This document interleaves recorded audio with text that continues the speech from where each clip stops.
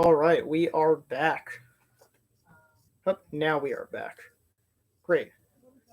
So sorry for the little bit of the delay. I was originally going to do this about a little bit earlier, but busy day. Some things came up. Nonetheless, we're going to do part two of the 1997 World Series broadcast. If you go to the MLB Vault link, you can go around 40. You can follow on with the game while I broadcast. Just gotta get my headphones really quick, and then we can begin. Don't want any other outside noises in there.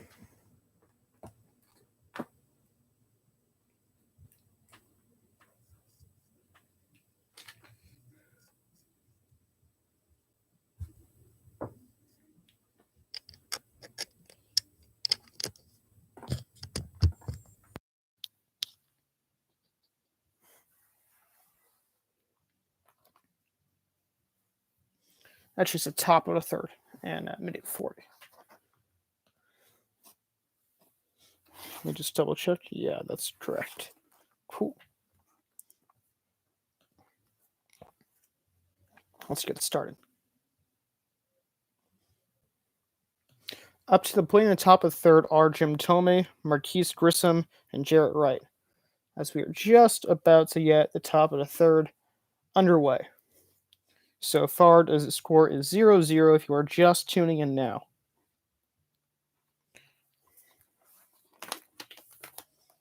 Here comes the first pitch from Leiter, a curveball that nudges the outside corner, 0-1 to Jim Thome. Thome the series, batting .292, 2 homers and 4 RBIs. And he does hold up on the fastball there, 1-1. One of his home runs actually came off Al Leiter in the Indians' 14-11 loss in Game 3. So that ball is fouled off to the right-hand side, 1-2.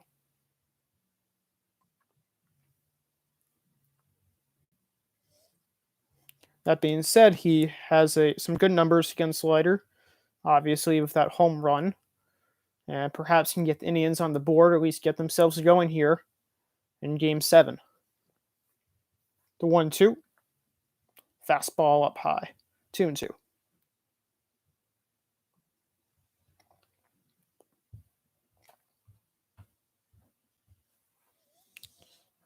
Leiter so far has been perfect through 2 innings of work, not allowed a single base runner.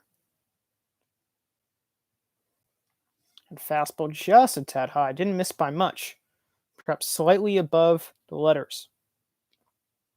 Leiter actually does his best while at home, 6-2 with a 2.28 ERA during the regular season. The payoff pitch, fastball missed inside. Always do not like to see leadoff walks from any pitcher. And Thome, even though he's not the fastest of players, never a good idea to start the inning if they walk or in the World Series either.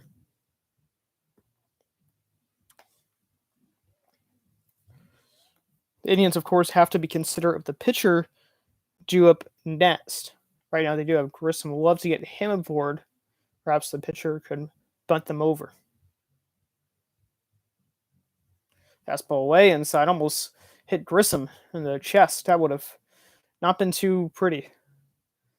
He would obviously stay in the game, but getting hit in the chest or getting hit anywhere is no fun. Another reason why it's important that Grissom should reach base is that way it can turn it over to Vizquel and then Fernandez at the top of the order. Fastball missed inside. 2-0.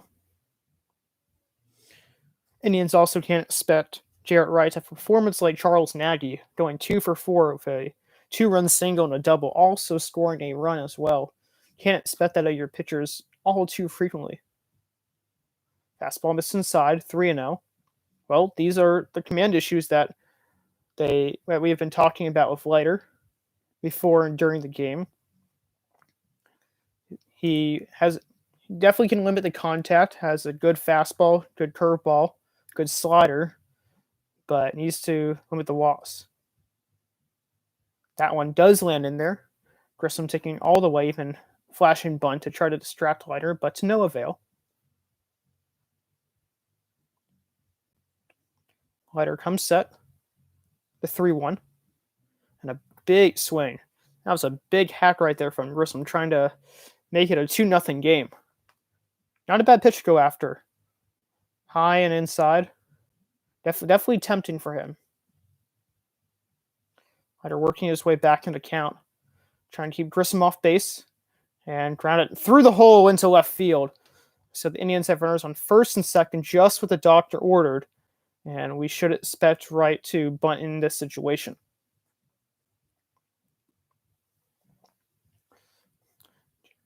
Just past reach of Bonilla. It was hit too hard in the 5.5 hole. And Bonilla had no chance of getting that ball.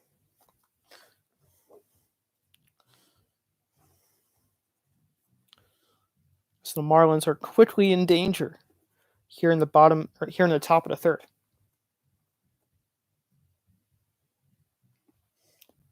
Bonilla had to get a word in with Leiter. Perhaps they wanted to make sure if they were trying to get the runner at third. Tomei not the fastest of runners. If it's not a good bunt, they might try to do the wheel play. Get the lead runner. Yep, right, showing bunt. And he fouls it off. Probably will be bunting in all 3 attempts at the very least. Even if he bunted out foul and struck out, it still would be better than Wright hitting to a double play.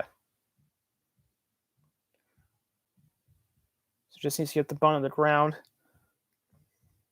Hopefully on the left side. Waves off that one. Throw it on to second, not in time. Not a bad idea from Charles Johnson, who has a pretty good arm behind the plate. Trying to catch Tomei sleeping. Good pitch to throw on, too. That ball was upstairs. And Johnson, good idea right there. Keeping Tomei honest. The 1-1. That one missed low. 2-1. They are definitely trying the wheel play. Or actually, rather, they're having the first baseman crashing. First baseman Dalton's trying to crash in hard and try to gun out Tomei at third.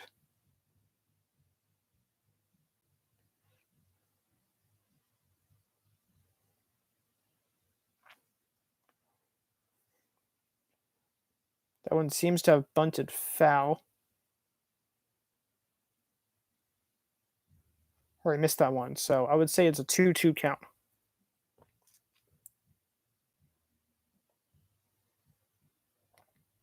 Yep, it's 2-2. A little bit tough to see with the overhead camera over there. 2-2. He does get this one down. Only one play at first, and Wright gets the job done.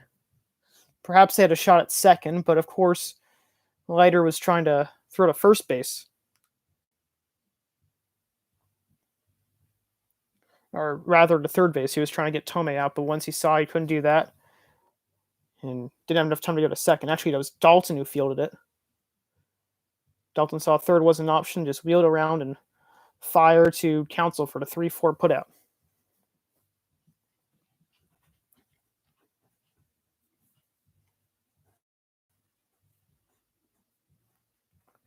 So one away, and Vizquel's a RBI opportunity. 2 dots in the pond for him. Fastball missed inside.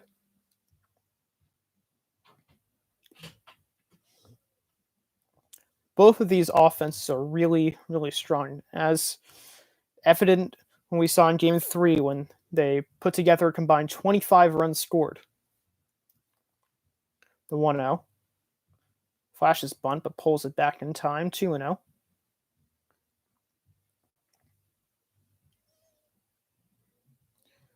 Definitely would put on a suicide squeeze with Tomei running, but perhaps a safety squeeze, meaning that gets the bunt down before the runner goes.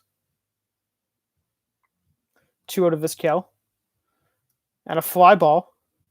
Let's see if this can get the runner in. Seems too shallow.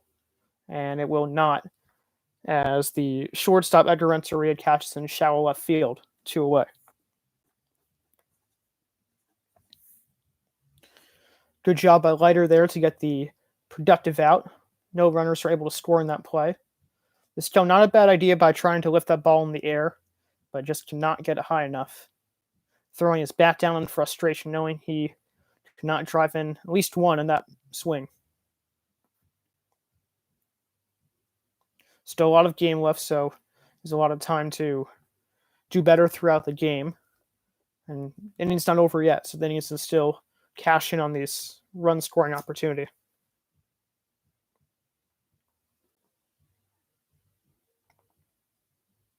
Here's Fernandez. Fouls that one back, 0-1.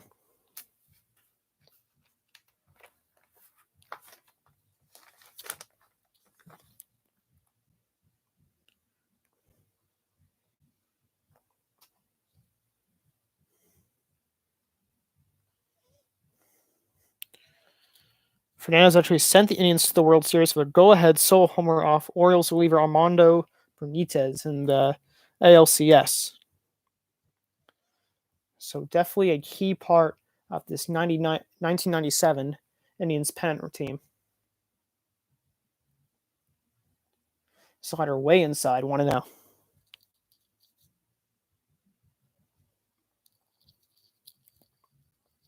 Additionally, he also had a sat fly in Game 5 at the American League Division Series against the Yankees, which was a crucial run in their 4-3 victory.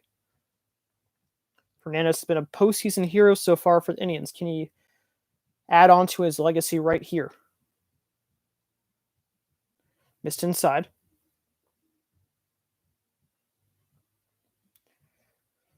Leiter falling behind a lot of counts to these Indians hitters.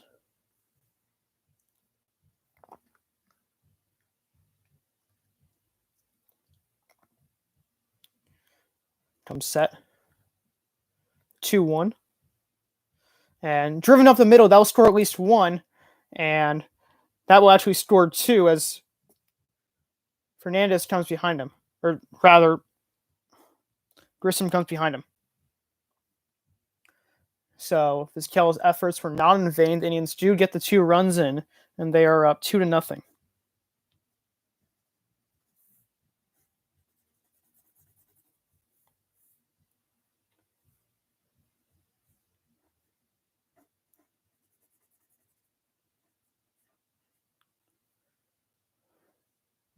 And here is Larry Rothschild, the pitching coach for the Marlins, trying to talk to Leiter. Let's see where that pitch was. That was right down the smack middle of the plate. And Fernandez, like any hitter, does what any hitter when they see a pitch right down the chute. He just lines it right back up the middle.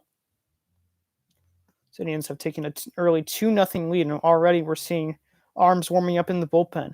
Felix Heredia and Antonio Alfonseca.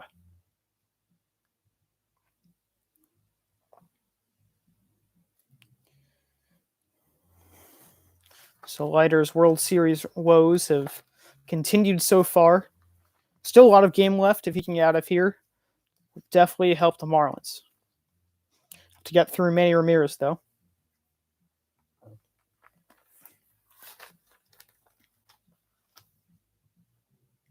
Ramirez himself has 2 homers in the series. He has a solo shot off Tony Saunders back in Game 4. And also a homer off ace Livan Hernandez in Game 1. This shows 4 RBIs, 2 runs, a walk, and a strikeout. Fastball missed low. So 1-0.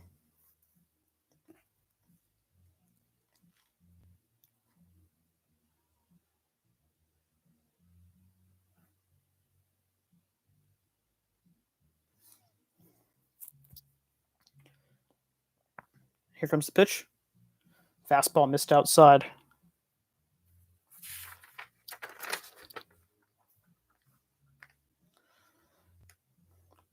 Perhaps Vizquel is a little bit less angry right now. He threw the bat down and went into the dugout away from the cameras after he missed that bunt attempt. But since Fernandez cashed in and still have the lead, and they got the job done. So out 3-0 now to Ramirez. Not looking good for Leiter. Not looking good for the Marlins either. They have to go to their relievers in just the third inning. That'd be really bad for them. Not give them a lot of hope of winning this game, winning the World Series. And misses inside. He walks Ramirez on 4 pitches. So even after that mound visit from Larry Rothschild, not much that he was able to do for Leiter.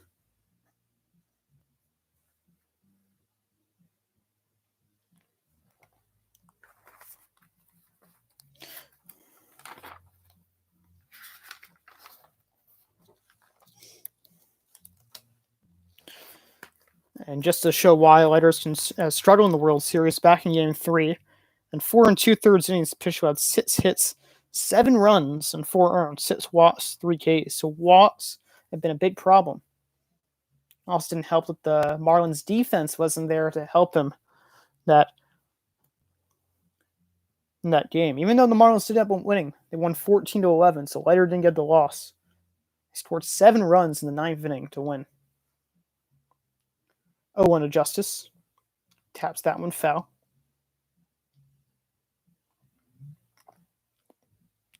Indians can really have a big inning here. As mentioned, David Justice had 30-plus homers this season. And it would be awesome for the Indians if they can get an extra one right here. From Spitch.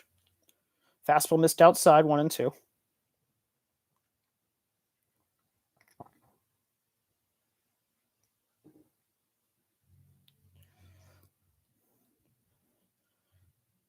Leiter working his butt off right here. You can see all the sweat pouring down from his face. And he does go around, gets Justice on 3 pitches, so despite Leiter giving the 2-run single to Tony Fernandez, he does get out of the inning, and hopefully the Marlins can retaliate in the bottom of the 3rd.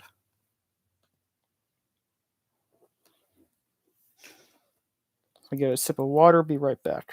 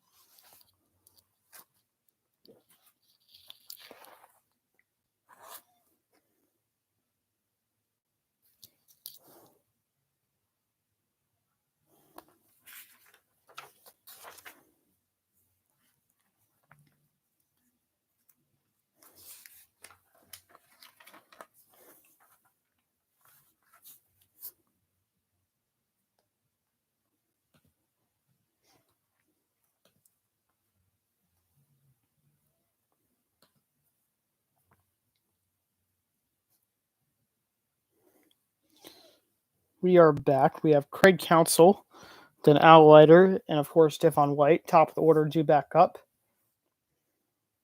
Strike to start off Counsell. In 51 games, Counsell this season batted .299 for a home run, at least with the Marlins. 16 RBIs, 20 runs, 18 walks, and 17 strikeouts. He's acquired from the Marlins for Mark Hudden in July.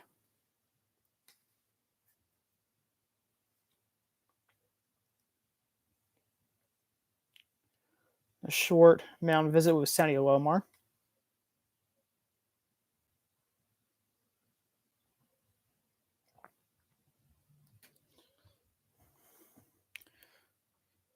When Counsell was acquired by the Marlins, he became the regular second baseman instantly. And as you can see, he hits for a pretty high average and has a pretty good eye, more walks and strikeouts.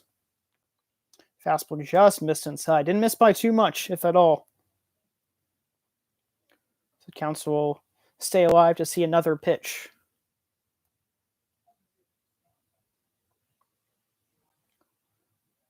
The payoff. Counsell fouls it off. Good defensive swing right there. Tough curveball from right.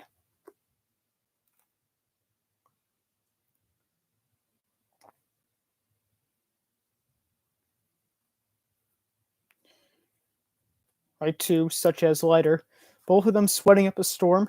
Definitely an intense, pressurized situation. And a big fly ball to center fielder Marquise Grissom making the catch for out number 1. Looked like a pretty good hit, but Counsell just got a tad under that, and Grissom was able to handle it down 1 away.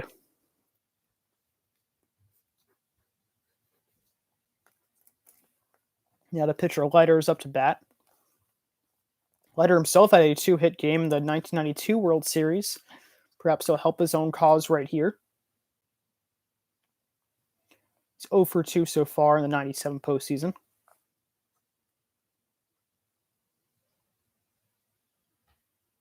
Fastball missed inside. 2-0. When you're facing a pitcher, no matter what, you want to be throwing all strikes. There is no excuse to be throwing a ball against a pitcher because they're the worst hitters on the team. Perhaps Charles Nagy would have something to say against that, as he really helped his own cause and was the big reason why the Indians had playing Game 7 yesterday. So just like that, most of these pitches you can just throw right down the middle, and pitchers won't really be able to do too much against that either. Noel giving the fastball sign. The 2-2. Hey, there we go. Leiter fouls it off. Staying alive. Probably asking them if that was a ball or a strike right there.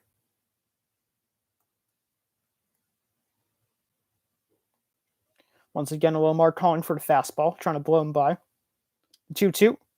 Upstairs, full count. That one's at 97. Right, really does have a great fastball. One of the reasons why the Indians drafted him so high, number 1 pick in 1994, and why he was able to do so well and get that promotion from AA to the majors in just a span of 1 season in the summer. And he walks him. He walks the pitcher. That is something you do never like to see. He walked the pitcher.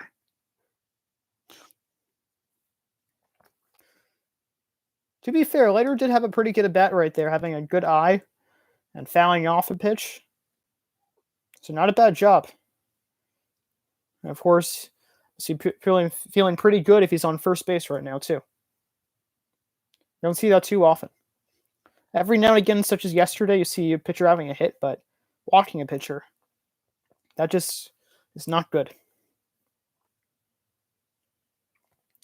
Fastball missed a tad low to White. Lamar didn't know where that one missed, tried to frame that extra well for the umpire. Held his glove out for a little longer than usual. The 1-0. And there we go. Pretty much the same pitch, or at least the same level, but this time around, Montague, the home plate umpire, calls it a strike.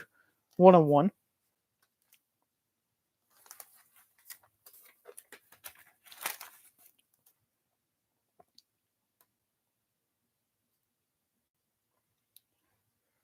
The ball's fouled off. White is actually just one of 3 players ever in the majors who was born in Jamaica, and he was actually the second ever. The other 2 were Chili Davis, who was debuted in 1981, and Ronaldo Rumis, who debuted in 1988.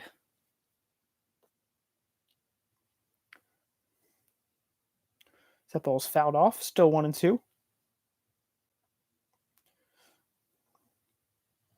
Baseball is certainly getting more diverse in these recent years. A lot more Jamaican players coming over, and even Colombian players as well.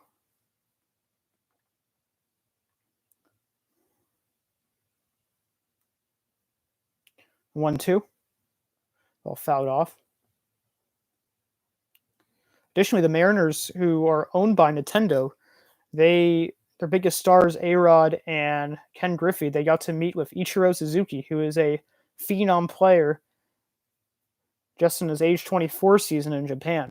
So we could see some more Asian players over in years as well. Really good for the game of baseball.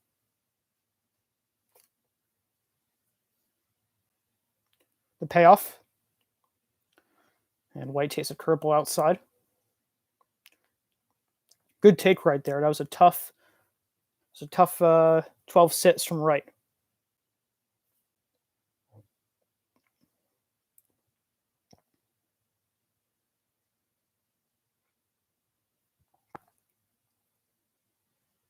The 2-2. Ball just fouled off. Really tight slider by Wright as Devon White, pretty similar sounding names, was just able to get a piece of that one.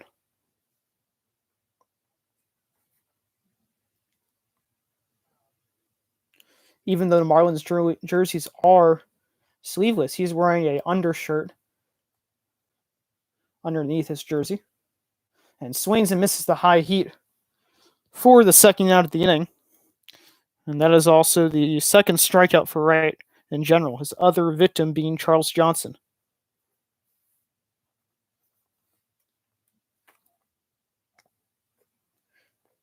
Good job changing eye levels by Wright there, too. Throwing a slider down and in that White barely got a piece of, then throwing to high heat. White had no chance on that one.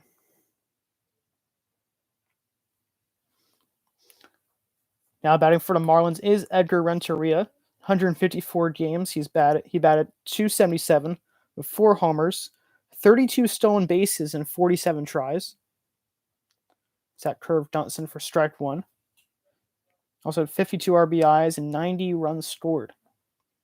Pretty fast player, but definitely got caught his fair share of times on the base paths. And curve missed inside. 1-1. It was the only hit of the day for the Marlins in his last at bat. He hit a double to the left center field gap. Actually, no, it was to right field. My mistake. Fastball missed outside. 2-1.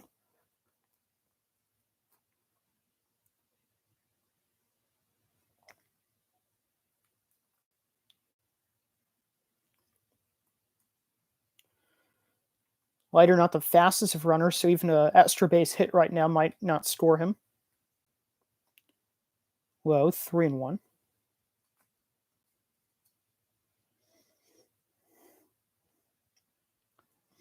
We talked about how Leiter had control issues, definitely getting behind accounts to batters lasting, but Wright still having command issues of his own, throwing 24 pitches in an inning and also walking the pitcher. He's also now fallen behind in a 3-ball count. 3-1 count. And ball 4, so that's Wright's second walk of the inning. One to the pitcher and one to the number 2 hitter. As the Marlins are looking to tie up this game. Tying runner on first base.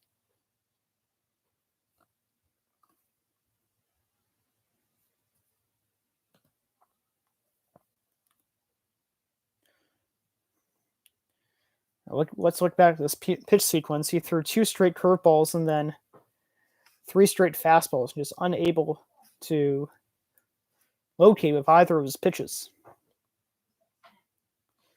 His ball to strike ratio, not great either. 19 balls to 29 strikes. It's okay, but this inning's it hasn't been great, of course.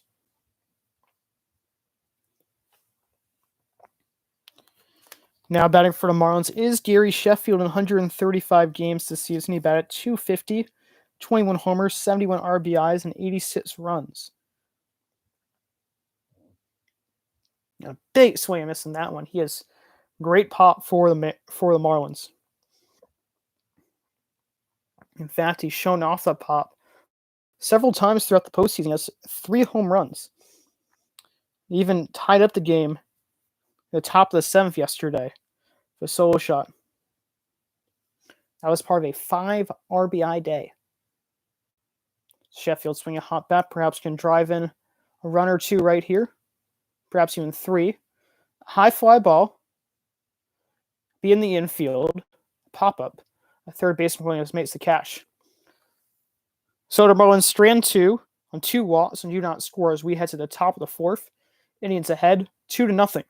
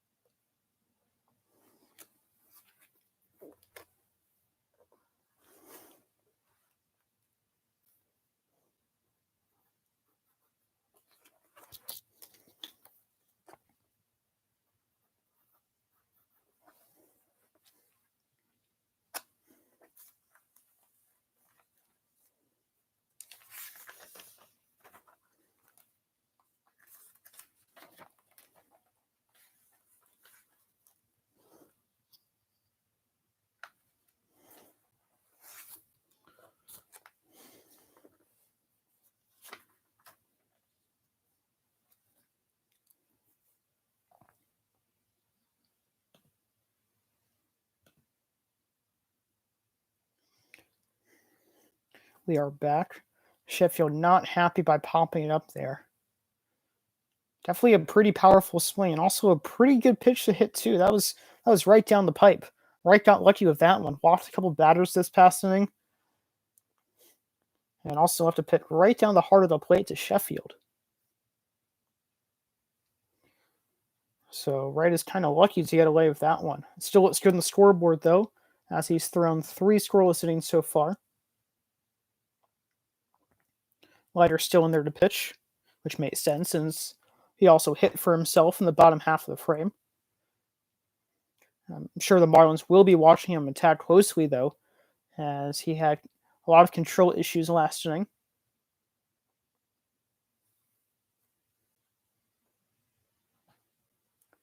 Fastball missed upstairs to Matt Williams, who struck out swinging his last time up. The only strikeout of the day for Leiter.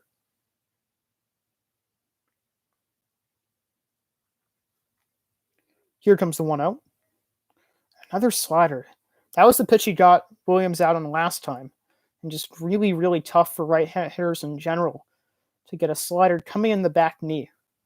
Because it looks like it's starting the outside corner of the plate and then ends up off the plate. This is a late swing and it gets some really ugly rotation. Just like there. Even though he fouled it off, just his body isn't even facing the pitcher anymore. It's facing even probably past the third baseline. Sapping a lot of power that way too.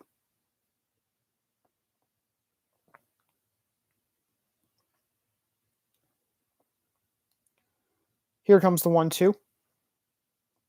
And swing and a miss on the curveball. Williams had no chance there. Once again, unable to do any damage against Leiter. 1 away. So he started out with the fastball to high heat. Went back with 2 devastating sliders that Williams was barely able to hit the first time. The curveball started outside of the zone, went through the strike zone, and then just ended up on the dirt. Beautiful sequence from Leiter, starting off this inning right. Grissom lines it down the left field line. This could be extra bases. Actually, that was a Lomar, and he will stop at first base. A good throw from the left fielder, Moises Alou.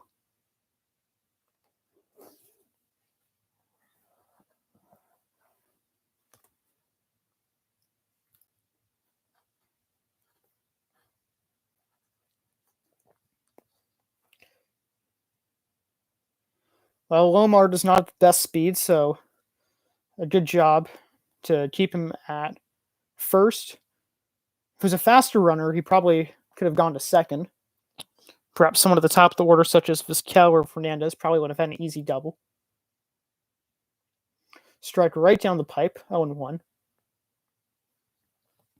His last at bat, Tommy walked and later scored in the Tony Fernandez 2-run single last inning.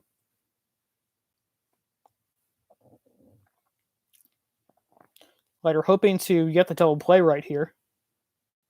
So ball's in the dirt. Tomei not the fastest of players.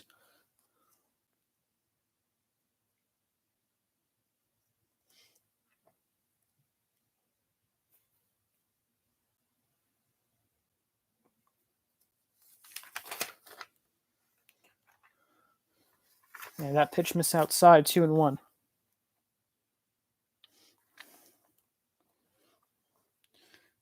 Actually, speaking about Tomei's speed, the Indians have this, and this will connect to it, I promise you guys. Indians have this segment called Omar y Amigos, or Omar and Friends, when translated. So that curveball's in there, 2-2. And Omar brought in, this is a segment, I believe, last year. He brought in Kenny Lofton and asked him, if you could run like an animal, do you think you would run like an elephant? And Lofton, not thinking he heard Omar correctly, said, what do you mean? So Omar said, an elephant. Oh, you mean Jim Tomei. And that's because Tomei obviously is not the biggest hitter, or fastest hitter.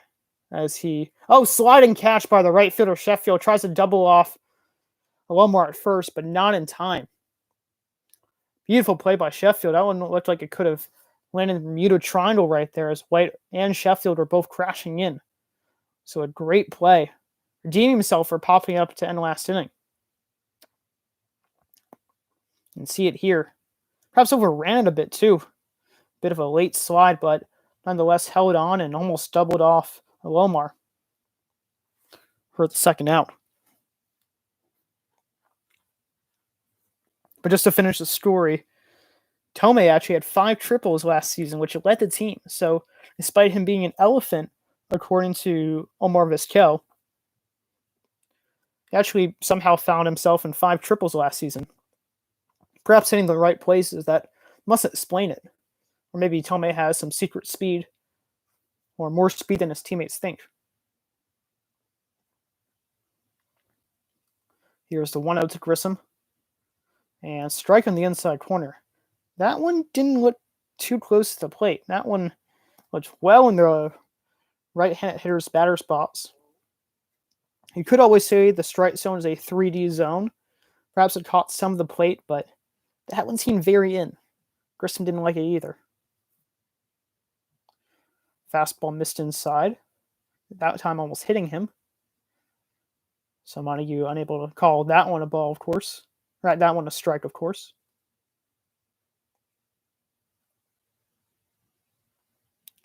Leiter comes set. Here comes the 2-1. Again, misses inside, 3-1. And his last time up, Grissom singled to left field and later scored on Fernandez's 2-run knock.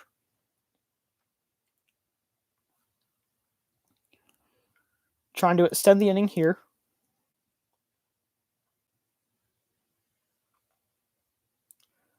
And again, Leiter challenging opposing right-handed hitters to the high fastball.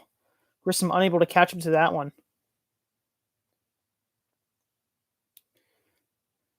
Leiter already has a pretty good fastball, and when he's throwing it high and tight to righties, even though they're seeing it for a good deal since he's a southpaw, still unable to catch up to it. Once again, making him chase, but Grissom, this time to his credit, fouls it off.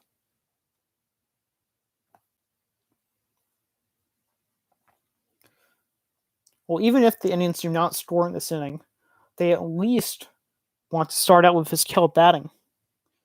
They don't want to start the pitcher out batting that inning because then it'd be essentially an automatic out. But Wright will have to start the fourth as Grissom is down on strike, swings and misses at the fastball.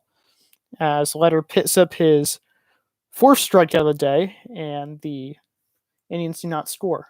We'll be right back.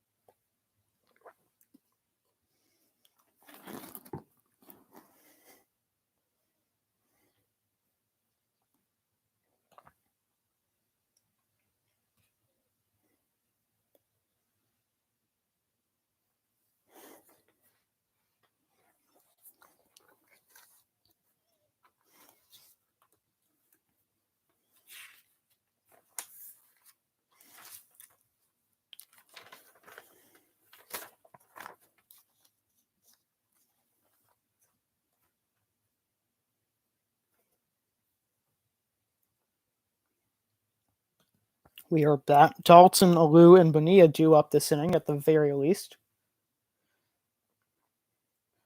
And that one misses low, 1-0. Dalton actually had a very clutch homer in Game 3. So that fastball misses upstairs. He tied up the game with a home run off Charles Nagy to make the game 2-2.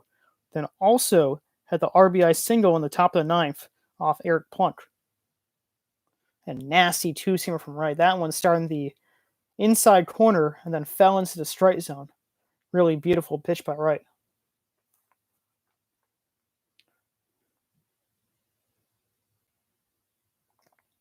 Here's the pitch. Goes back for the two-seamer, but this time misses inside. 3-1. Of course, every pitch is pretty much fun to look at. You have the fastballs, you have the curveballs, sliders. Two-seamers are something else. Two-seamer there as Dalton fouls it off. Full count. Because they look like fastballs and then just keep running. You don't really know where they're going to end up. Because they have so much movement on it, even though they're thrown at a pretty hard speed. Right is a good one too, which makes the two-seam all the more appealing. This one skied high. Will be playable. And no, will not. Vizquel does not have a beat on it.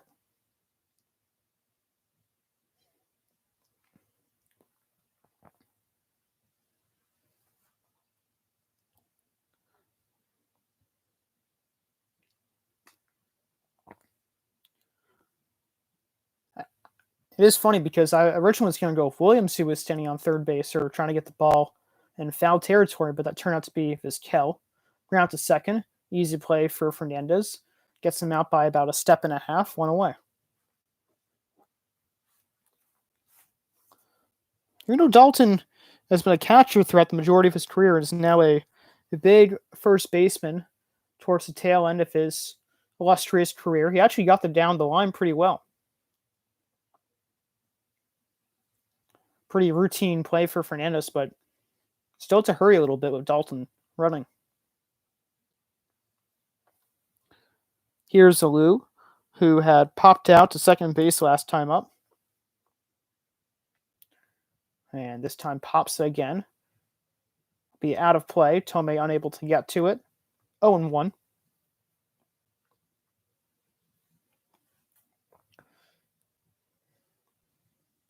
Who has also had a great series so far, about a 308 or 8 for 26 with 3 home runs.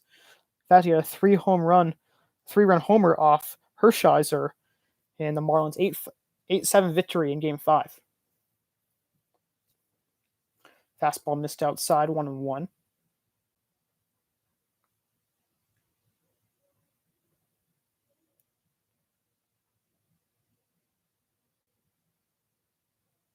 Actually, sorry, that was called a strike. So that's 0-2. Curveball, strike 3 call, Alou down on strikes. And that is the third strikeout of the day for Jaret Wright.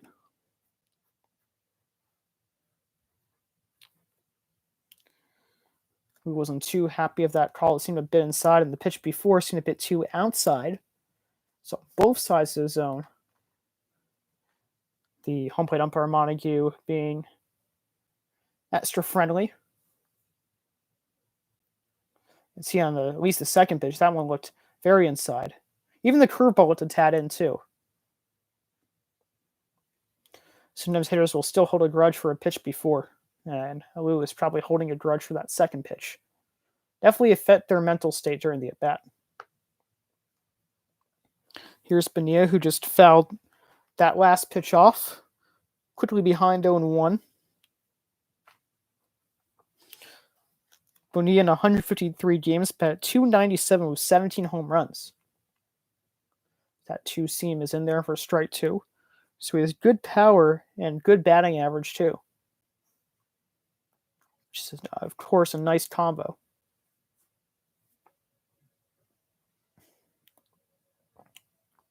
Right, trying to have a bounce back 1-2-3 inning. Curveball missed outside. Won't get him there. And so far, he's done an excellent job. Already throwing 3.2 innings of scoreless ball. just last inning giving up 2 walks, including 1 to Leiter. And there he goes, gets him with the strikeout. That is his 4th strikeout of the day, retires a side as we head to the top of the 5th. Indians are still up 2-0.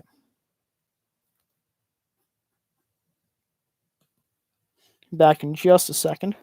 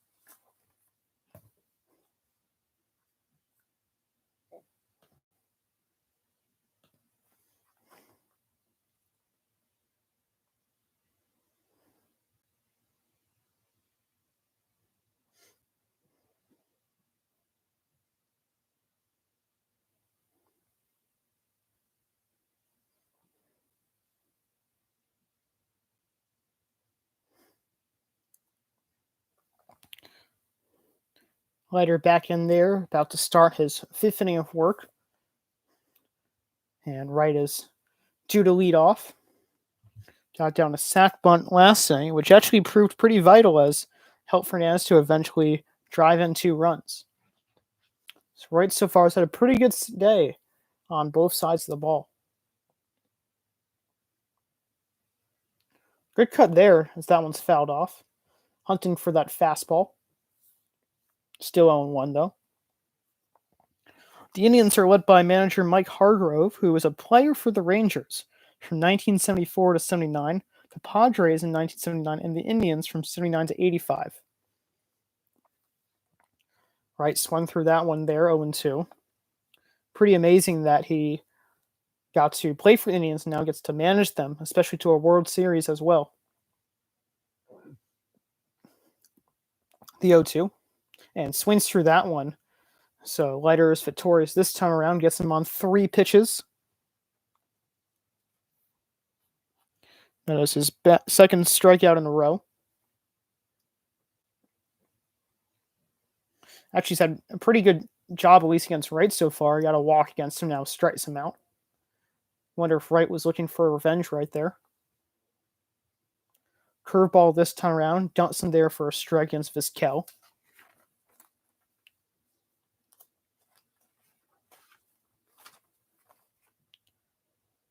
Fastball missed outside, 1-1. Before Vizquel started his storied career with the Mariners and then eventually going to the Indians, he started in the Venezuelan Winter League. So that one's in their inside corner for a strike, 1-2. And he actually played along the lines of Tony Armas, Bo Diaz, and Andres Galarga. Curveball in the dirt, 2-2. So he got to play with a lot of great hitters and a lot of good players coming in from Venezuela as well. We talked about there's a lot more diversity in baseball these days. And a lot of good Latin American talent as well. Colombia, Dominican Republic, and Venezuela, such as Venezuelan players such as Vizquel. Full count. That ball driven into left field right there. Actually, that would dunk in. That would dunk in for a base hit. And Renteria will pick it up. Stares down Vizquel. He'll be limited to a single there. Perhaps not running as hard as the entire way, but that one kind of hung up there for a little while. Perhaps Vizquel thought someone was going to catch it. Just in the perfect place, just out of Renteria's reach.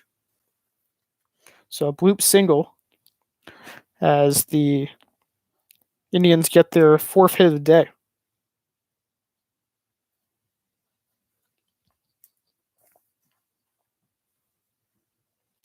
And here's Fernandez, who got the first 2 runs of the game for the Indians.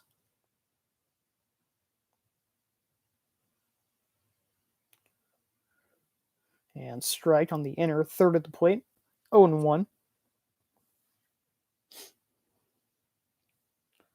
And once again, speaking about players from Latin America, Fernandez, when he debuted in 1983, came from San Pedro de Macorís, or the cradle of shortstops. There's actually been a lot of good shortstops. Oh, there's an ad. Thank you, YouTube.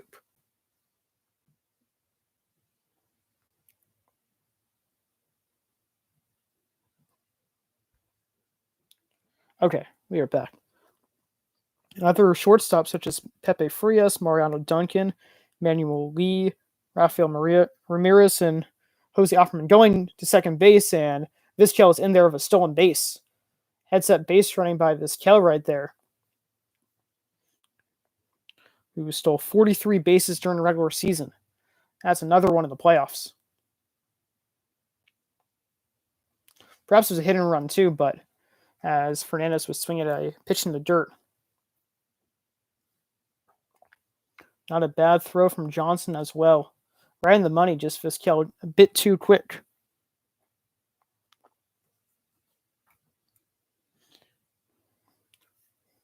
The last shortstop we didn't hear from the cradle shortstop was Jose Offerman, if you were unable to hear that. Strike 2 called against Fernandez.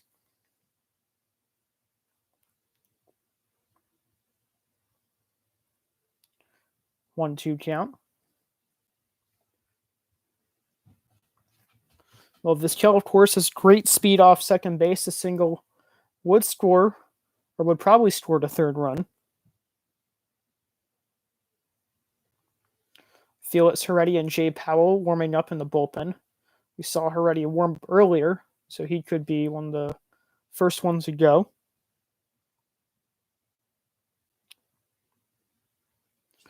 Leiter has to be a little bit more careful here, as this could be his last batter. Pitcher doesn't have his best stuff. You definitely can't keep him for too long in the playoffs, and can't keep him for too long in a Game 7 either.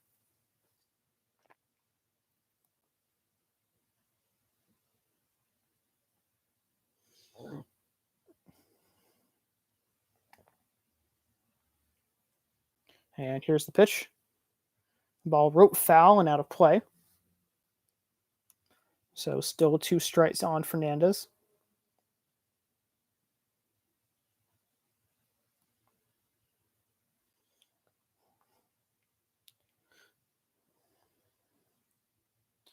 Of course, Fernandez does have speed, but man, oh man, does that runner on second really help out the Indians? Because Fernandez's speed has dipped off in recent years, not as good as it used to be. Perhaps a good double play could have ended this inning, but not really anymore with Vizquel sitting on second base. So a good move by Vizquel and Hargrove and really the Indians team, putting Vizquel in scoring position, taking that risk. And gets him on the slider, as Fernandez is retired after that long at bat for out number 2.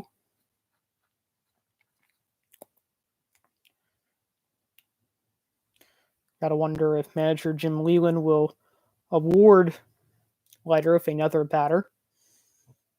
Although next batter is Ramirez, who has great pop.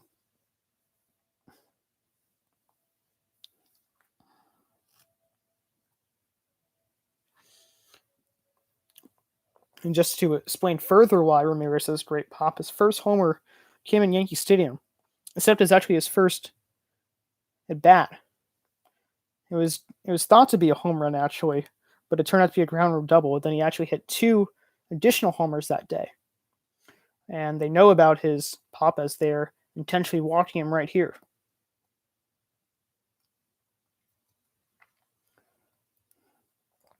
And then one more, now we'll walk him.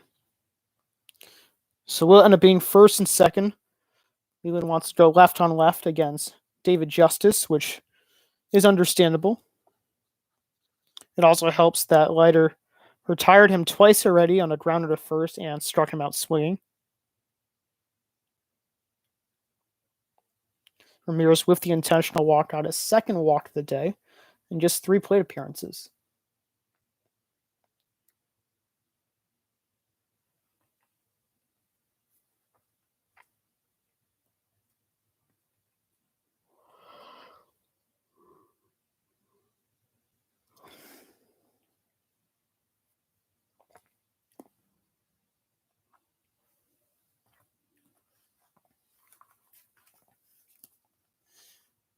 David Justice actually came to Indians with Marquise Grissom as they traded away Kenny Lofton and Alan Embry, both of them who have had great success with the Indians. So far, it's paid off. Just had 101 RBIs this year. So that curveball Johnson there for a strike.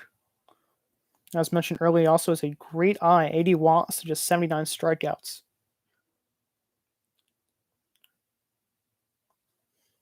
Which is pretty rare for a power hitter such as Justice himself.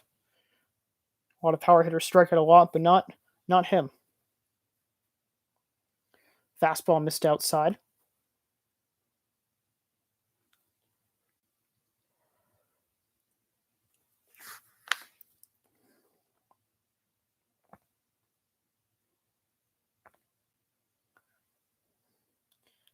Here comes the 1-1. And Justice tries to hit that one the other way, but fouls it off instead.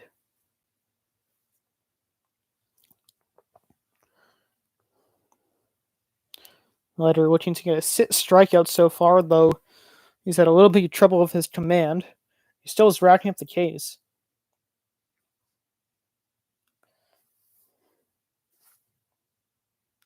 And the payoff pitch. Fastball outside. Vizquel tries to go for third. He'll be in there safely. So in this inning alone, he has swiped 2 bases. Always risky to try to go to third on the third out as you can end the inning, but Vizquel being aggressive right there. A little odd because you didn't see Ramirez trying to go for second. Usually the catcher almost always tries to go for the lead runner, but Ramirez didn't trail him, so it'll be runners in the corners. 2 outs. And does Justice hold up? Yes, he does. He does hold up.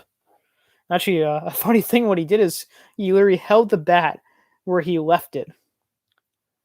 A lot of people will say that if you cross the home plate plane, then that will be strike 3. But instead, he knew he had about 3/4 of the way and just held it there and showed it to the third base ump.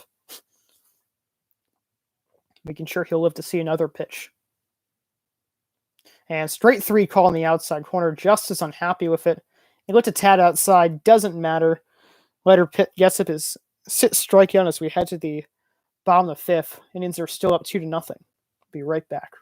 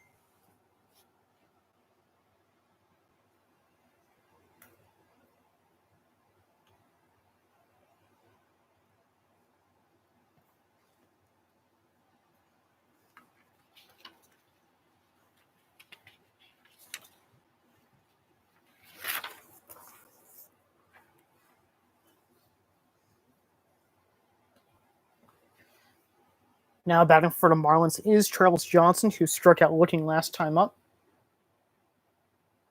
And ropes that one foul. 0-1.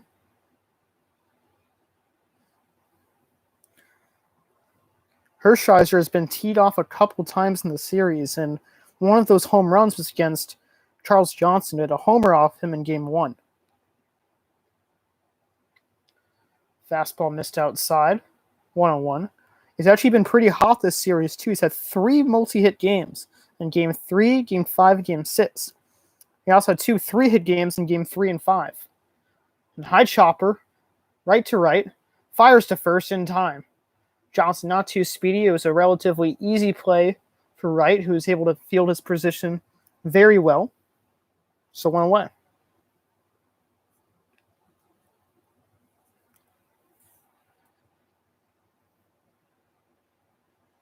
And a lot of pitchers you would see have trouble in that play.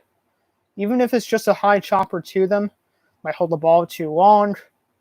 They might get a bit too antsy. They might throw the ball away, but Wright had that under control the entire time. So good job by the rookie pitcher right there. 2-seam to Counsell. Dunson there for a strike. Counsell last him up, flew out to center field.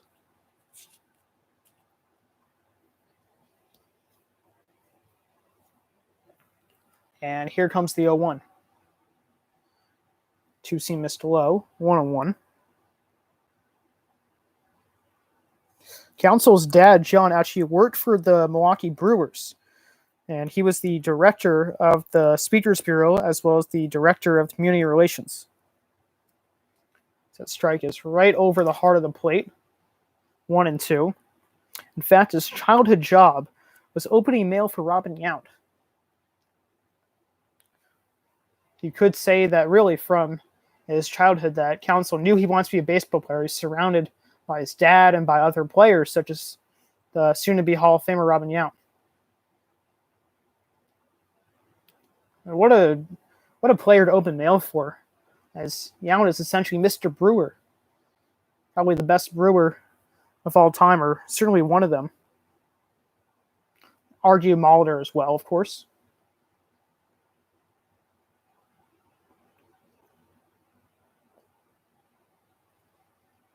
Here comes Wright's 1-2. All fouled off again. As the ball trickles into the outfield.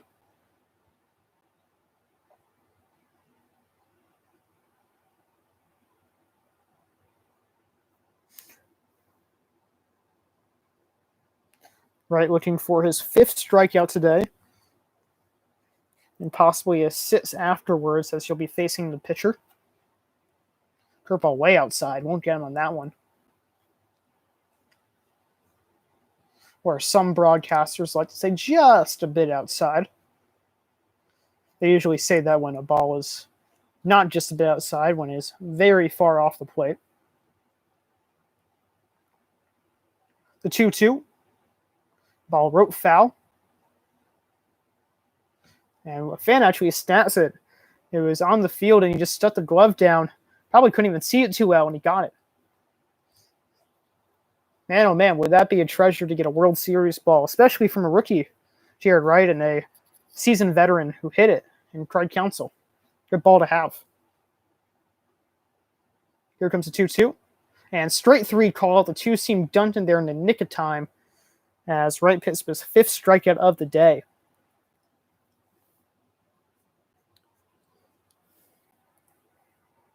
We talked about how that 2-seam can end up anywhere. Start this time off the plate and then ended up on the inside corner against Counsell.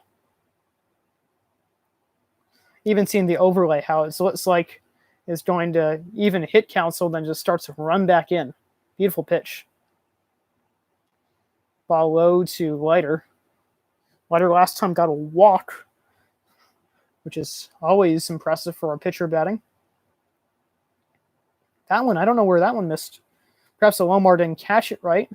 Nonetheless, Leiter is now ahead again, 2-0. That'd be hilarious if he walked him twice. Walking a pitcher at all is rare, but twice in a game, that doesn't happen too often. It's a 2-0. And 3-0.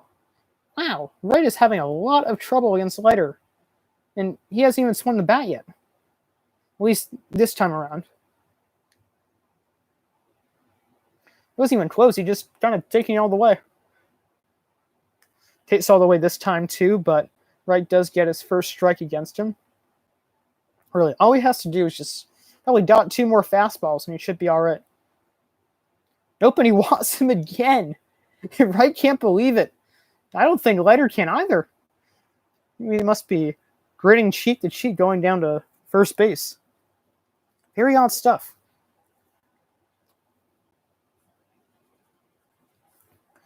And we see left-handed pitcher Dennis Cook in the bullpen for the Marlins. Cook, a very good relief pitcher, especially in the playoffs. Now you see Thome talk to Wright before he'll resume pitching. And hey, you don't want to run around with White coming up. White's a very good hitter. Had a bit of an injury-prone season, but he still had 6 homers and 13 bases in just 74 games, to his credit.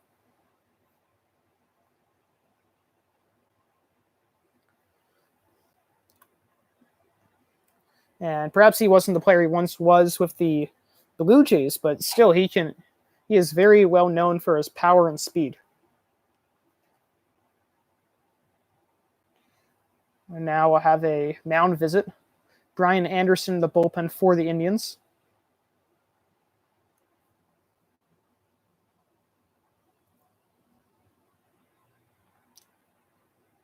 Perhaps getting ready to throw to Dalton if necessary. He was a few batters away. Actually, Anderson got the save in Game 4.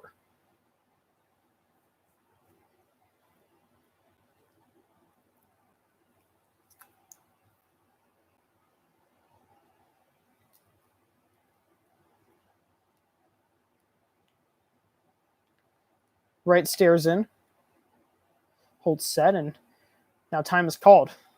On time in between pitches here. Pickoff, a mound visit, a timeout. And White hits that one, gives it a good ride, but to no avail, as right there is Grissom right by the track to make the catch for out number 3. So 5 scoreless innings for Jarrett Wright. Even though he's allowed 2 walks to Leiter, he has not come through to score. Right back.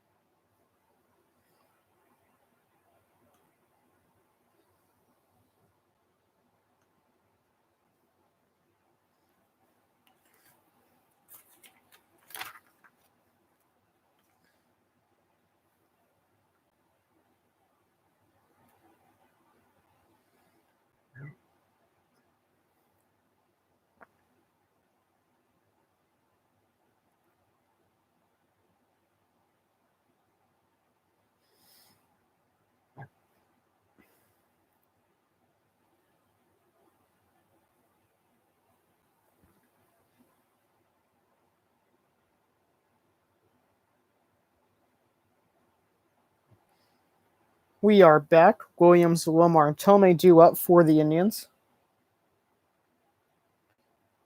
Once again, Leiter just jamming Williams inside. Really unable to hit him so far. Struck him out twice already. Wondered if he'll give him the third time around, too.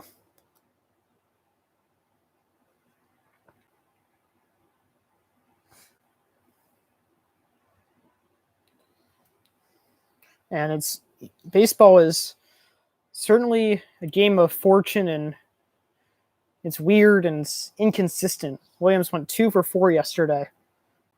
A double and a run scored as that one missed upstairs. Still time to obviously get to that mark or even do better. But hey, sometimes you're hot and some days you're not.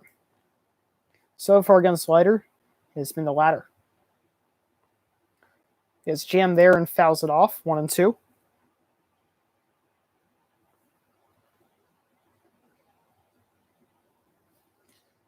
Leiter looking for his 7th strikeout right here.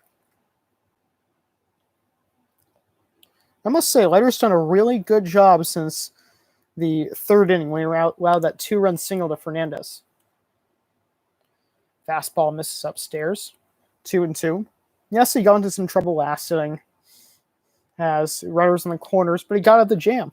Even a 3rd inning, too, he got out of the inning with runners on 1st and 2nd, so he's been in and out of trouble, but he's done a good job. Bit of a hanger there, Williams. Just a tad late on it. His power, that could have gone a long way.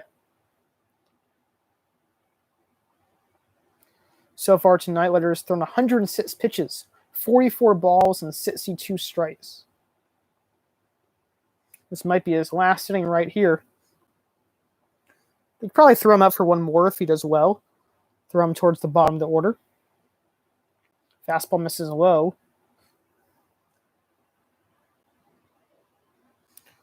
Williams has a pretty good eye, so even though he struck out twice against Leiter today, still done easy at bat. Here comes the 3-2. And Tate's high for ball 4. So leadoff walk, something you never like to see from either side. Start off the 6th inning.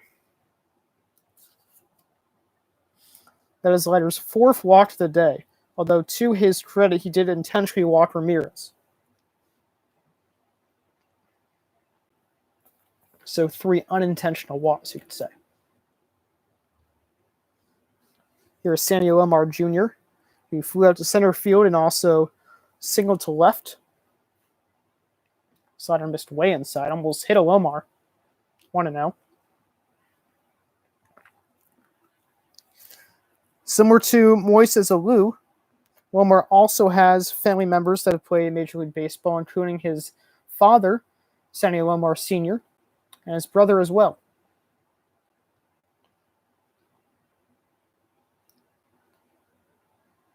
But there's an ad really quick.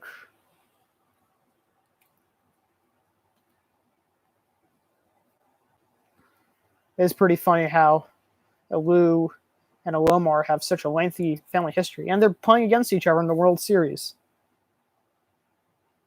And that one's popped up.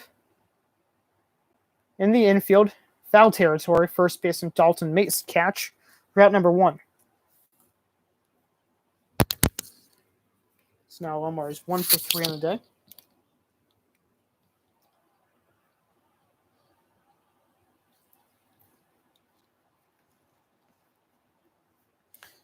Here's Jim Thome. Remember how last time I mentioned how he led the team in triples last year with 5. Well, this year he didn't have any triples until Game 1, 7-4. Actually, Game 5's 8-7 loss, where he had a triple. His first of the year. So pretty funny stuff. 1 year leads the team in triples, 1 year is none, and then somehow gets in the World Series. Again, baseball is weird and strange, and that's why you gotta love it.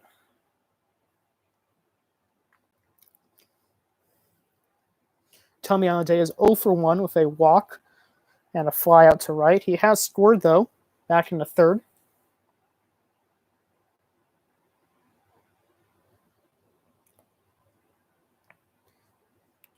Right in the hole, icing his arm.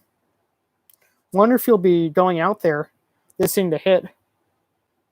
Good opportunity for the Indians, perhaps, to try to add more runs, especially if Leiter starting to get up there in pitch count.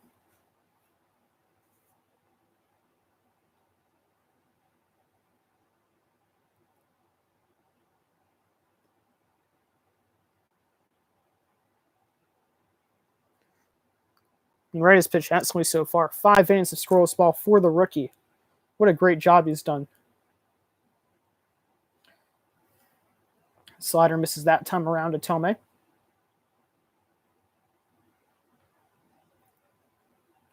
So far in the night, Wright has thrown 5 innings pitched, just on 1 hit and walking 4. Again, 2 of those to Leiter. That still just puzzles me. He's been so dominant, but this against the Leiter, we're just having trouble. And it happens. Slider missed again, 3-1. All if he walks Tomei, you got to wonder if they'll take out Leiter. Has a very good hitter, and Grissom is on deck too. 3-1 to the slugger. He rolls over that one to first. Dalton fires to second for 1. On to first, and in time for the double play. 3-6-3. Good job by Dalton to make that nice turn. And Leiter is out of the inning, giving the Marlins a quality start, just 2 runs through 6 innings.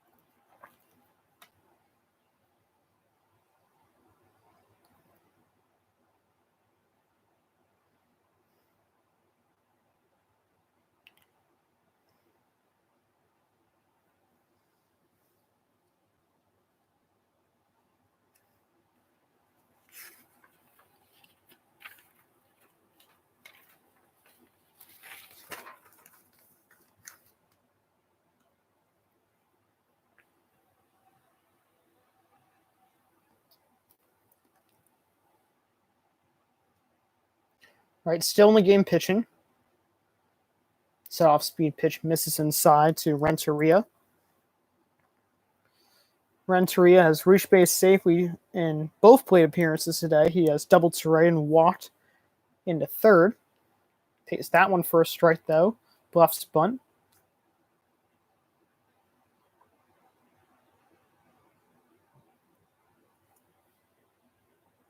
Here comes the 1-1. Curveball hits the outside corner. Bit of a late call from Montague behind the dish. Similar to Wright, actually, Renteria has been in the majors for quite a short amount of time. As he posts that one into center field. Right there, however, is Grissom to catch out number 1. Gave it a ride, but nothing to show for. To continue the story, Renteria came up in 96, but he made so much of an impact that he replaced a longtime shortstop since 1993, Kurt Abbott, and he moved him over to second base. Renteria was the superior shortstop in both offensively and defensively. And he also, last year, he placed second in the Rookie of the Year voting to Todd Hollandsworth of the Los Angeles Dodgers. Strike 1 to Sheffield there.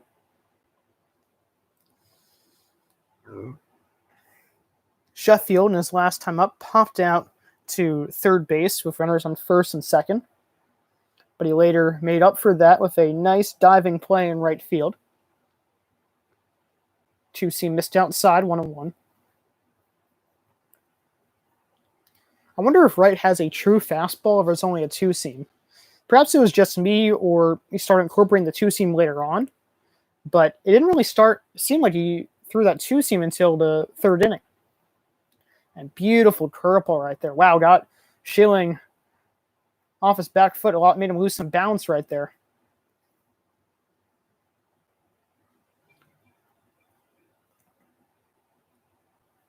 You do have to wonder how much longer they'll keep in Wright. Even though he's done a great job, they have two relievers warming up in the bullpen. And one of them is lefty Brian Anderson, who's been warming up for quite a long time. Might be facing Dalton, who's a lefty on deck.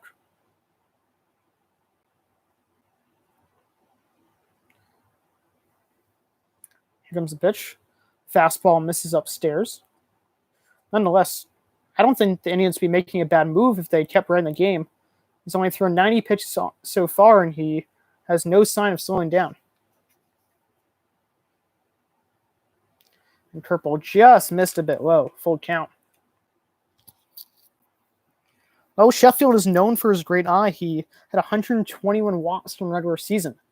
42 more than 42 more than the amount of strikeouts he had. Even though Wright's been excellent so far, he needs to be a little bit careful right here.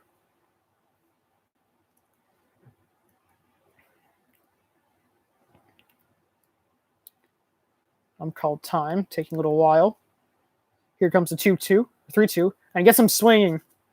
Great job by Wright to retire a really good hitter for strikeout, out number 2 of the inning.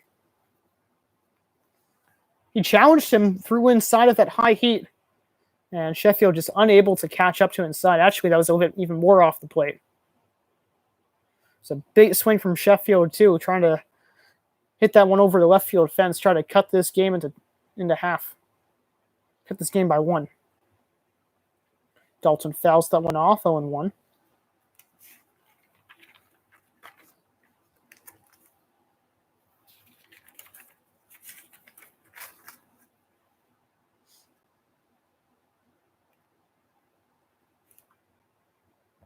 Fastball missed outside. 1-1. It's very interesting because Wright was actually not the original starter for tonight's game. It was Charles Nagy, but they instead went with Wright. Ooh, look out. That one almost buzzed Dalton in the head. Definitely couldn't have been intentional as Game 7 of the World Series and Wright's pitching so well. I don't even know how Dalton avoided that one. I don't even think that clipped him in the helmet. Very odd. I mean, how do you recognize a fastball in the 90s? Can reach even upwards to 97. See it right away and duck in time and not even hit you. And that ball was smoked into right field, but right there, Ramirez can't get that one. It'll go by him. That'll be extra bases for Dalton. Center fielder Grissom has to be at least a triple, and he'll stay in there at third of a stand-up triple. Wow. Looks like Ramirez had a really good beat on it too, but perhaps a bit of a late slide. As an outfielder, you really have to make that quick decision whether or not you want to slow down and get the ball in a bounce or do what Ramirez did and just go all out for it. He unfortunately made the wrong choice, though, perhaps being a bit too hesitant in the process and missed that one. Actually, maybe he made the right move as looks like it just eluded his glove. It went right to the left of it. And now Wright's great start, great shutout so far, might be in jeopardy. Still no sign of them taking him out, knowing he's done a good job so far. Try to retire Moises and Alou to keep the Marlins scoreless. Alou pops it up. Who's going to catch it? Right there is Grissom, and Wright escapes the jam. Well, the Marlins do get a hit on the triple, but do not score as we head to the top of the 7th inning. Indians are still up 2-0.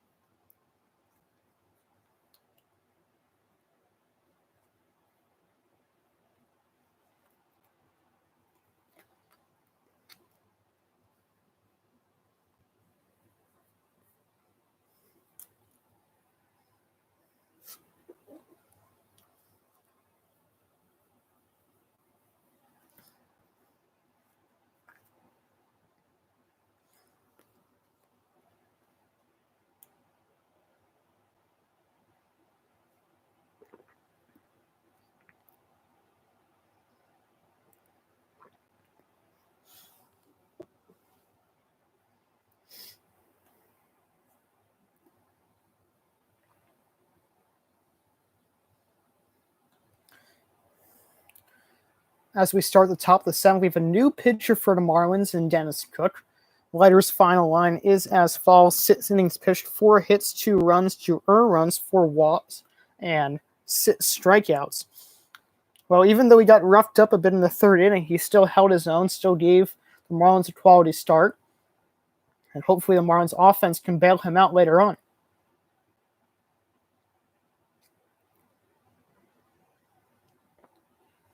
And Cook will lead off the inning against Grissom. Fastball missed high and inside, 1-0. Grissom on the night is 1 for 2 with a single and a run scored. Here comes Kutz, 1-0. And a strike on the inside corner, 1-1.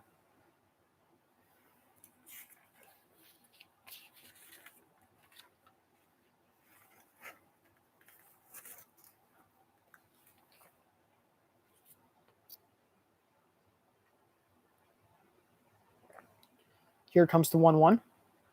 And ball hit to right field. Giving chase is Sheffield. He'll catch it on the track. Little nice jumping catch right before the wall for out number 1. Grissom gave it a pretty good ride. Not too known for his power, but almost an opposite field home run right there. But there will be out number 1. And is Jared Wright batting again? Wow, that's... I guess they want him to pitch a 7th inning. That can only be the main explanation for it. It's already thrown 6 scoreless, and, well, he does have no signs of slowing down.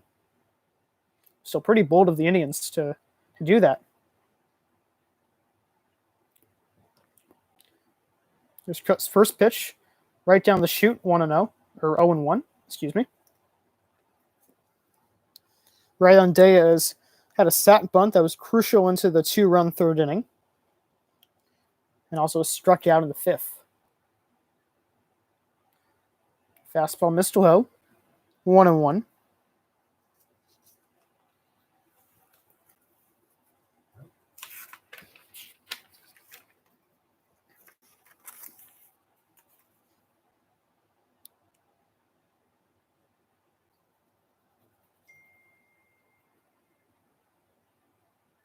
And here comes the pitch.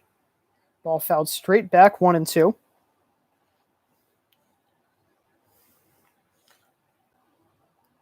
Last time Cook pitched for the Marlins, it was in Game 3, where he got the win, and he threw a scoreless inning, just allowing a hit, and also getting a strikeout as well.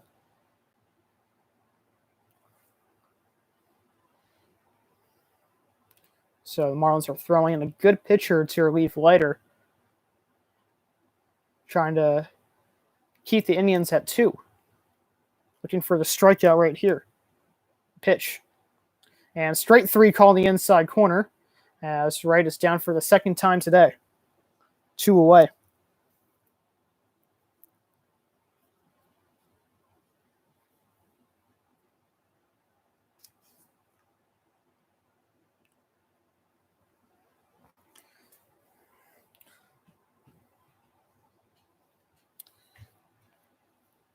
During the regular season, Cook threw in 59 games and had 62.1 innings pitched with 63 strikeouts to just 28 walks. Actually, 28 walks is a fair number in that time. As it off-speed pitch misses low and inside. It's about a walk every 2 innings, which is not too great. Actually, a lot of relievers you see these days, they have pretty good strikeout numbers, almost as many strikeouts as innings pitched, perhaps even more in Cook's case, but they walk a lot of guys. And a lot of relievers actually are starters that couldn't make it in the majors. Even one of the best right in the game right now, Mariano Rivera, it was a starter who couldn't make it. But Cook has really turned himself into a fantastic reliever. We already mentioned he got a W for the Marlins in Game 3. It's a pitch and a strike on the outside corner, 1-1. Hold on 1 second. I just got to check that real quick.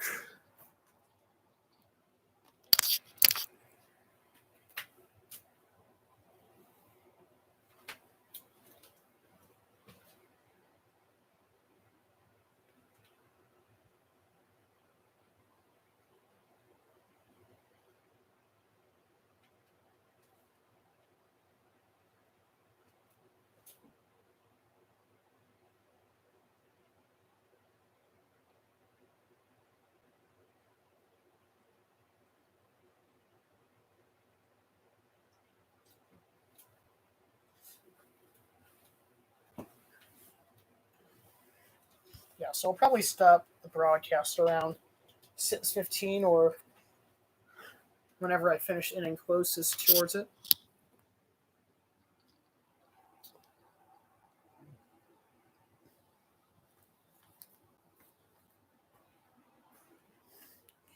I might get up to stretch after this half inning as well. Just go to find my pencil and then we'll resume.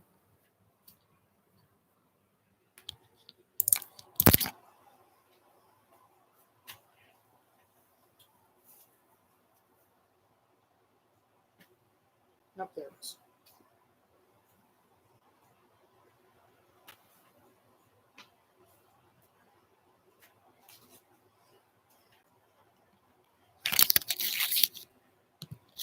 Part 3 will probably happen later on. That will be probably at least 9 or later, I would say. Could be a little earlier, but I would say 9 is probably a reasonable estimate.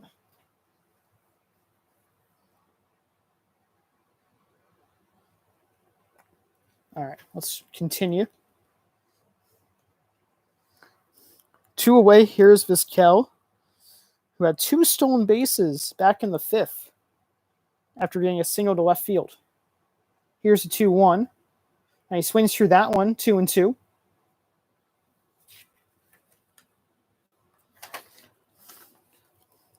Vizquel has actually had a good number of stolen bases in the World Series as well. He's had 5 stolen bases entering tonight's game. So with 7, he must be at least approaching most stolen bases in a single World Series. Definitely up there. The 2-2. And swings through that one. So Dennis Cook wraps up a couple strikeouts as we head to the bottom of the 7th. Get up and stretch. It's a 7th inning stretch, of course, and the Indians are still up 2-0.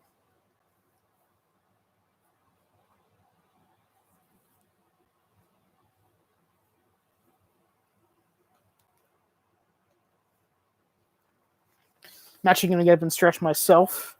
Like, turn off the ringer and get some more water and stuff. So I'll be right back in a few minutes.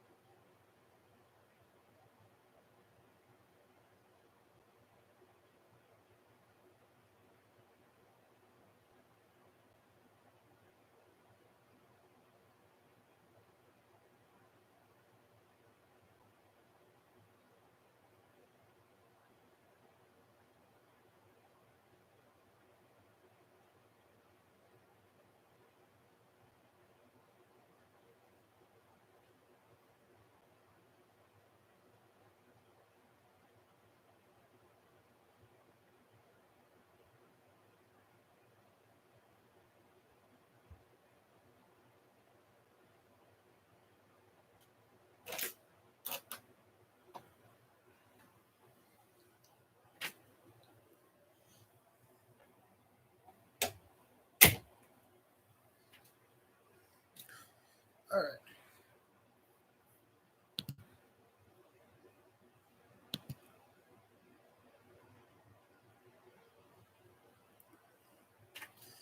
We'll probably, unless this inning goes really quick, then I'll probably leave it off after this half. And then come back at around 9 or so. Just get settled in, and then we'll take it off from there. In the bottom of the 7th inning.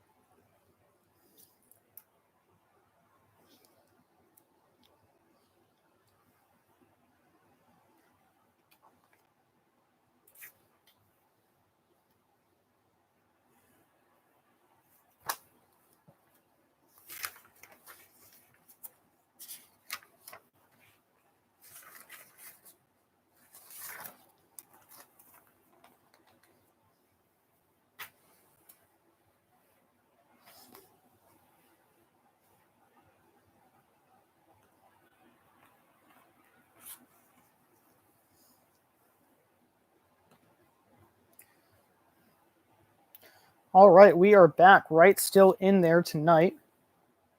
And a long fly ball, deep right field, yellow by baseball for Bobby Bonilla.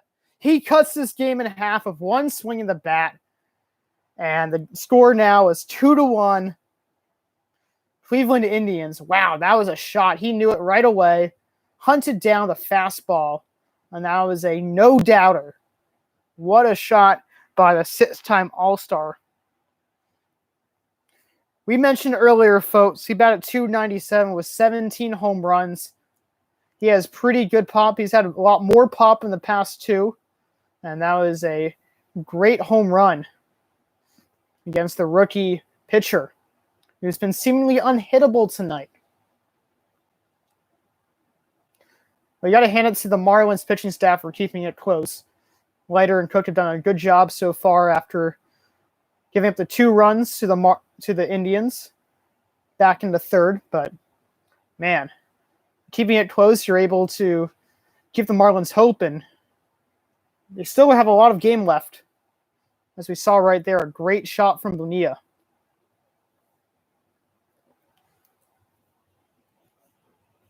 Here comes the 0-1 to Alou. Fastball misses upstairs. 1-1.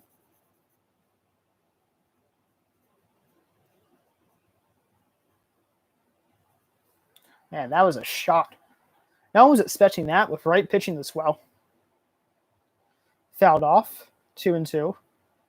Got to wonder who's going the bullpen for the Indians. Again, Wright has been excellent so far. They might try to push him for the end of the inning.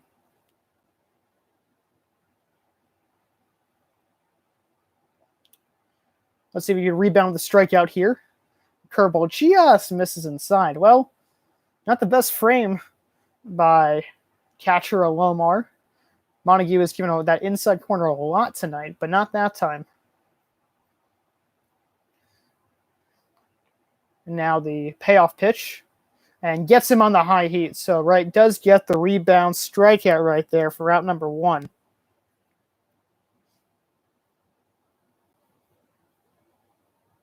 That's his 7th strikeout of the day. Wow, so a rookie pitcher getting 7 strikeouts in 7 innings. Oh, that was Johnson, not Alou. My bad. Alou is batting before Bonilla. Right, it's now to 102 pitches. Well, if they're able to, I'm sure they'd like him to finish off the inning. That 2-seam misses low to Counsell.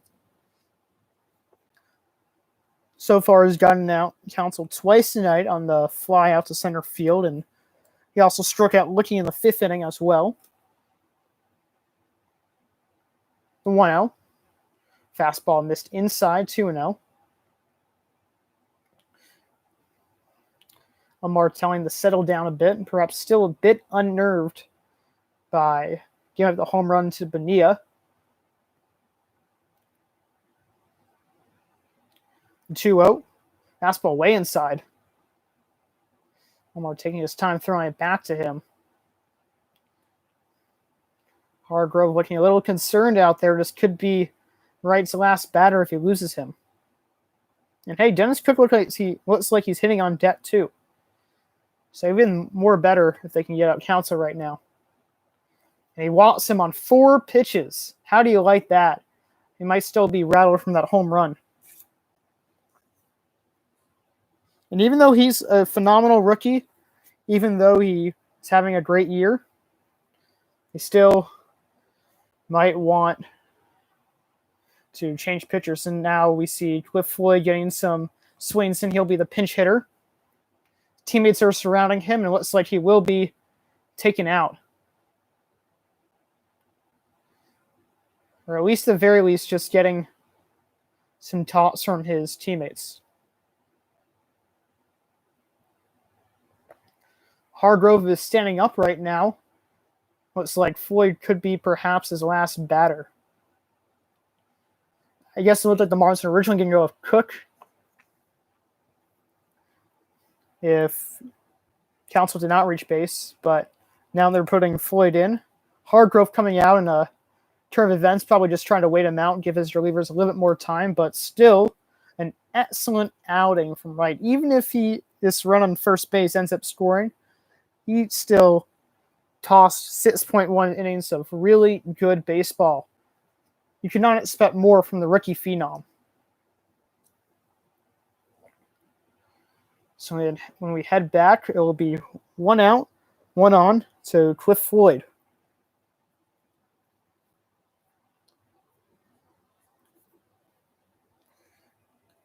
One second.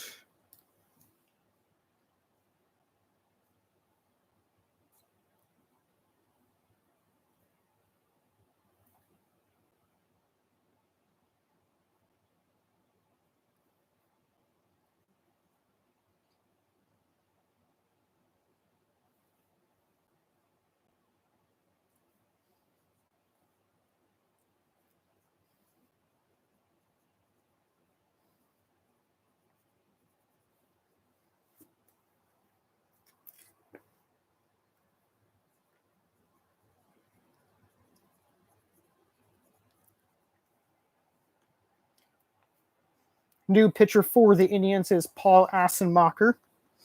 Wright's line so far is as follows. It's not complete yet, as he is responsible for the runner on first base. So far in 6.1 innings pitched, he gave up 3 hits, 1 run, 1 earned run, 5 walks, and 7 strikeouts. And actually, instead of Floyd, because the Indians decided to go with the lefty, it'll be Kurt Abbott up in the plate.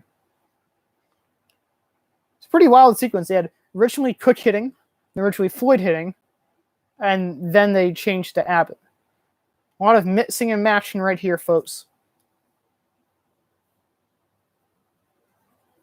And Abbott, if you remember correctly, he was replaced by Renterieta's natural position at shortstop and now shifted over to second. Though he has played a little outfield and third base since being moved over.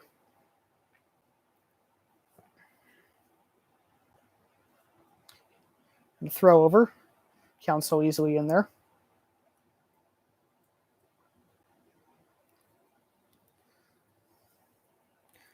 Well, you would hate to see after Wright's great day if that runner on first had come around to score. No matter what, he can win the game. He can't lose the game. So that ball is hit slightly foul.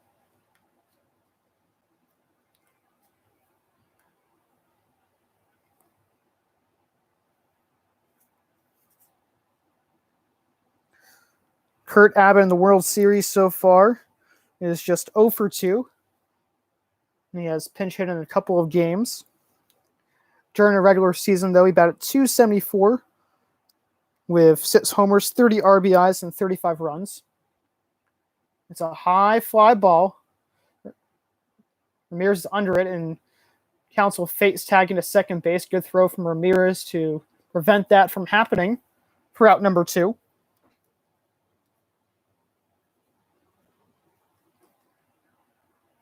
Ramirez showing off the cannon in right field.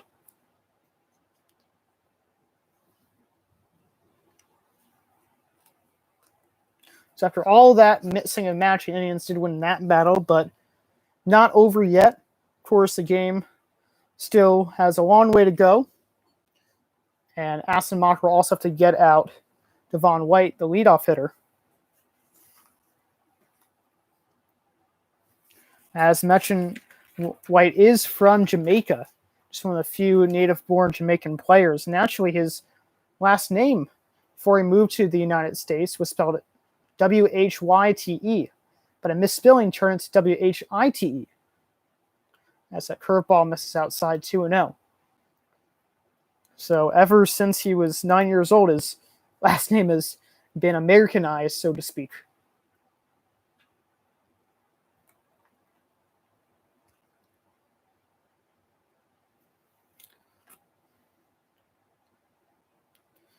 It is always kind of strange how that happens, but it does seem like at least when a lot of people immigrate, their names become Americanized if they're coming from different countries.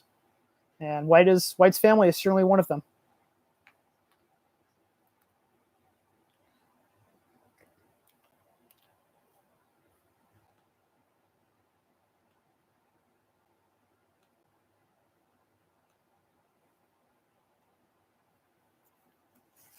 And here comes Assenmacher's 2-1. Strike right down the pipe, 2-2.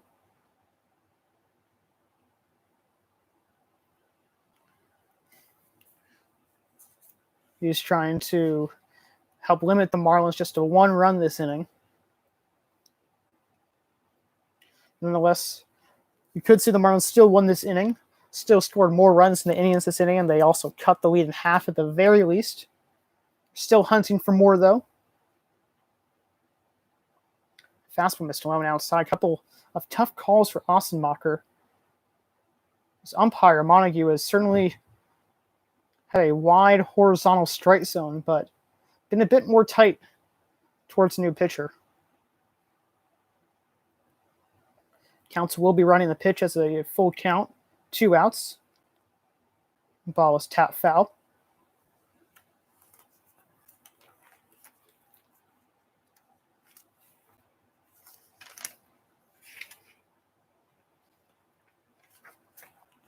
So Counsell will have to retreat to first base. Assenmacher in the World Series so far has been excellent in 4 games pitched. He has thrown 3.1 innings pitched, allowing 5 hits, no runs, and 5 Ks. So a really good lefty pitcher. And gets the strikeout there, gets White on the off-speed pitch. So the Marlins do score 1 in the Bobby Bonilla home run. As we head to the 8th, the Indians are still up 2-1. So that will be it for now.